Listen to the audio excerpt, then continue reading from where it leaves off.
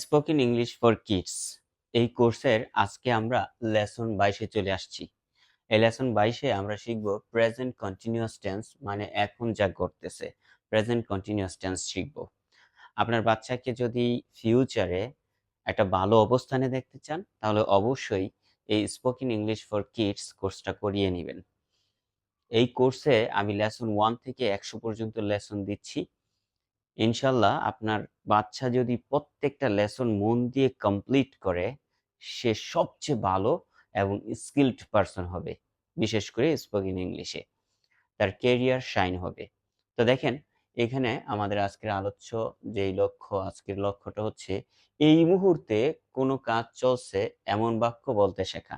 ঠিক এই মুহূর্তে কোনো কাজ চলছে, যেমন এই মুহূর্তে আমি এগুলো শিখাচ্ছি, আপনারা শিখছেন, এই মুহূর্তে আপনি আমাকে দেখছেন, এগুলা। I am playing, she is reading, they are running ব্যবহার করা। এই সেন্টেন্সগুলো আমরা ব্যবহার করব। তো দেখেন, প্রেজেন্ট কন্টিনিউয়াস টেন্স কি সেটা একটু আগে জেনে নিই। বাংলায় লিখেছি যে কাজ এখন চলছে, যে কাজ এখন চলছে তা প্রেজেন্ট কন্টিনিউয়াস টেন্স দিয়ে বলা হয়। আর এটাই প্রেজেন্ট কন্টিনিউয়াস টেন্স, মানে বর্তমানে যে কাজটা চলতেছে সেটাই প্রেজেন্ট কন্টিনিউয়াস টেন্স। কি চলতেছে বলেন তো? আপনি এই ভিডিওটা দেখতেছেন, এটাই প্রেজেন্ট কন্টিনিউয়াস টেন্স। আমি কথা বলতেছি, এটাই প্রেজেন্ট কন্টিনিউয়াস টেন্স। তারপরে স্ট্রাকচার। স্ট্রাকচারে বলা হয়েছে এম ইজ আর এর ব্যবহার, এটা আমরা শিখব। Am is are present continuous টেন্সের মূল যেই বিষয়টা, সেটা হচ্ছে এই যে এম ইজ আর, এই তিনটা ভার্ব, বিভার্ব, এই ভার্বের ব্যবহারগুলো আমরা শিখব। তো দেখেন, প্রথমত কিভাবে আমরা ব্যবহার করতে পারি। আই এর সাথে সাবজেক্ট আই হিসেবে যদি আমরা ইউজ করি, তাহলে আই এর পরে আমাদের এম বসাতে হবে, তারপর ভার্বের সাথে আইএনজি করতে হবে। তো আই যদি সাবজেক্ট হিসেবে ইউজ করি, আই এর সাথে সেই বিভার্ব থেকে কোনটা নিব? তিনটা ভার্ব আছে, এম ইজ আর, তিনটা থেকে কোনটা নিব? আই এর সাথে সবসময় এম হয়, আই এর সাথে অলওয়েজ এম হয়, এম নিব, তারপরে ভার্বের সাথে আইএনজি করব। উদাহরণ দেই। উদাহরণ হিসেবে আছে আই এম রিডিং, আমি পড়তেছি। আই এম রিডিং, আমি পড়তেছি। এই যে আই এর পর এম আসছে, তারপর এম ইজ আর, এইগুলার পর নিয়ম হচ্ছে ভার্বের লগে আইএনজি করা। এই যে ভার্বের সাথে আইএনজি করলাম। রিড একটা ভার্ব, এটার সাথে এই যে আমরা আইএনজি করলাম, এই যে ভার্বের সাথে আইএনজি, রিডিং। তারপর লেখা আছে আই এম প্লেইং, আমি খেলতেছি। আই এম প্লেইং, আমি খেলতেছি। এই যে আই এর সাথে এম বসছে, তারপরে এই যে প্লে ভার্বটার সাথে আইএনজি যুক্ত হয়েছে, আই এম প্লেইং। ওকে, এটা তো গেল আই এর ব্যবহারটা। এবার আমরা আরো অন্যান্য যে প্রনাউন গুলো আছে সেগুলোর ব্যবহারও শিখবো। সেগুলো সাবজেক্ট হিসেবে বসলে এম হবে, ইজ হবে, নাকি আর হবে। তো এখানে লেখা আছে হি, শি, ইট, এই তিনটাকে থার্ড পারসন সিঙ্গুলার নাম্বার বলা হয়। হি, শি, ইট, এই তিনটা থাকলে এই তিনটার সাথে বিভার্ব হিসেবে ইজ হয়। বিভার্ব কি? এই যে এম, ইজ, আর, এই তিনটা থেকে এগুলার সাথে সবসময় ইজ হয় এবং ভার্বের সাথে আইএনজি হয়। এটা কমন। কন্টিনিউয়াস মানেই ভার্বের সাথে আইএনজি, এটা মনে রাখতে হবে অলওয়েজ। তো দেখো, হি, শি, ইট থাকলে আমরা ইজ আনবো, তারপর ভার্বের সাথে আইএনজি করব। উদাহরণ দেখো, লেখা আছে হি ইজ রানিং, সে দৌড়াচ্ছে। হি ইজ রানিং, সে দৌড়াচ্ছে।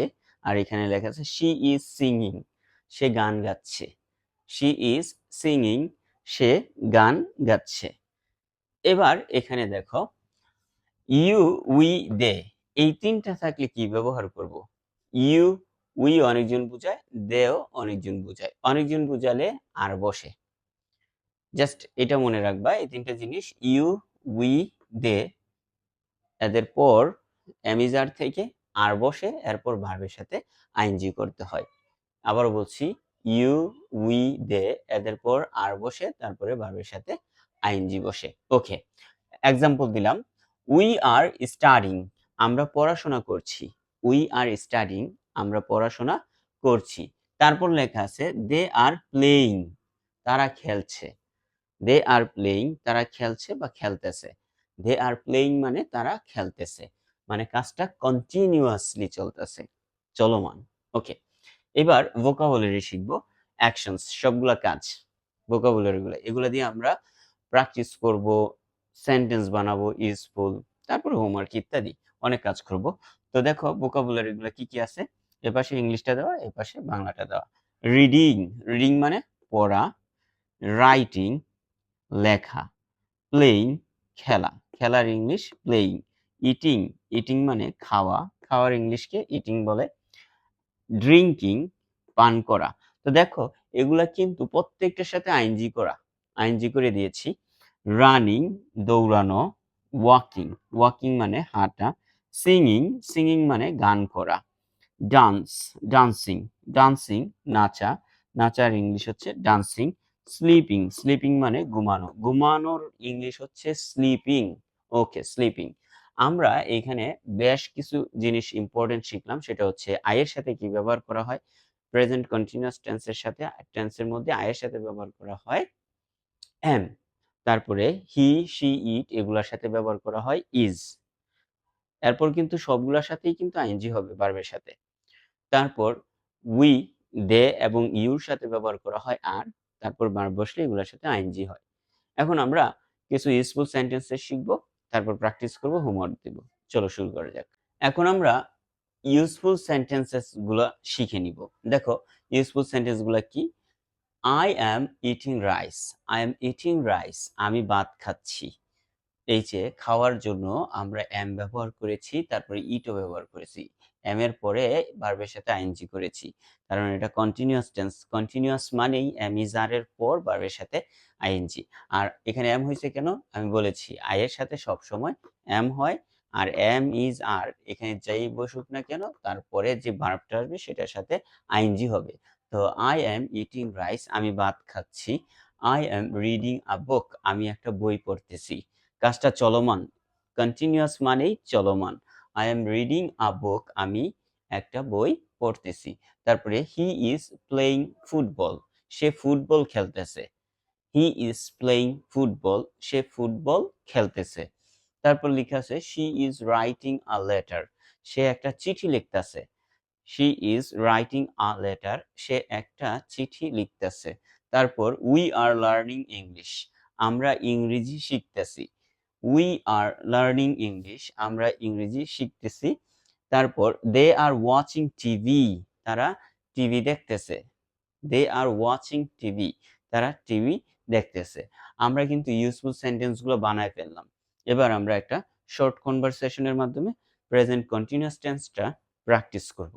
লুক, এখানে টিচার বলছে যে হোয়াট আর ইউ ডুইং তুমি কি করতেছো। দেখো কত সুন্দর প্রেজেন্ট কন্টিনিউয়াস টেন্স দিয়ে আমরা কোশ্চেন বানালাম। হোয়াট আর ইউ ডুইং তুমি কি করতেছো। তখন রাফি উত্তর দিছে I am reading a book আমি একটা বই পড়তেছি। আমি একটা বই পড়তেছি। I am reading a book আমি একটা বই পড়তেছি। Continuous tense. তারপরে টিচার বলতেছে ইজ হি প্লেইং ফুটবল সে কি ফুটবল খেলতেছে। ইজ হি প্লেইং ফুটবল সে কি ফুটবল খেলতেছে।